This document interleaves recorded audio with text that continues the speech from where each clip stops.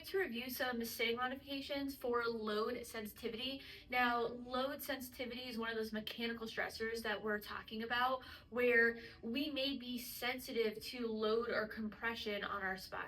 Now, there's internal loads like coughing or sneezing, for example. Then there's external loads such as lifting something heavy. Now, when we think about the percentage of body weight through our spine as far as compressive forces go, standing is 100% of our body weight through our spine.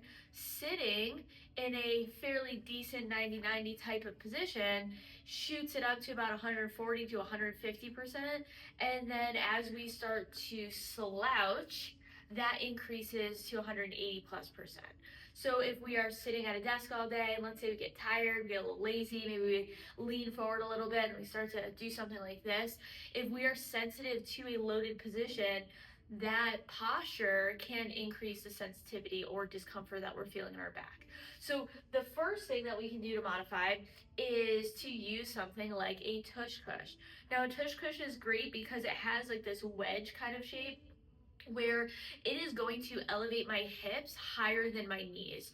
So I can choose to put this in my car if that's something that's a triggering position for me. If I'm sitting at an office, then I can use this in my office chair, for example. So now that my hips are a little bit higher than my knees, that's going to decrease the amount of load through my spine by changing my hip and pelvis angles. And also, if I try to slouch, I really can't. It's like blocking my ability to like dump my pelvis back. So this is great even just from a postural perspective too, to decrease load. And again, it doesn't allow you, especially if you have tailbone pain, to kind of dump your pelvis back. Okay, so tush push is a great option. The next option is adjust your chair. If you are able to just simply increase the height of your office chair, and you can even sit at the edge a little bit too, that is going to increase the hip angle, dump your knees down a little bit. That can be a really helpful modification. And lastly, if you're like, well, I don't have a great chair, or maybe you're constantly switching chairs in the office, for example, if you're working at one desk, then maybe you move around or it's unpredictable. What you can do in any chair is take one leg, kind of dump it back behind you.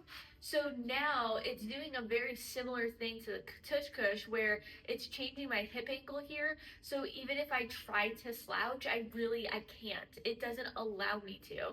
So that's going to keep me at least at that 140, 150% of load through my body weight compared to something that's like 180 plus. So even making very simple modifications can help to not pick the scab, let things heal a bit. And then of course, if we can, stand up, and even if we can't walk around, and leave our workstation, for example, or if we're driving, for example, right, like then we can't really change those variables as much. But if you're able to take a break from your desk and at least stand up, every 20, 30 minutes, that can be helpful as well to just modulate that load that you are experiencing.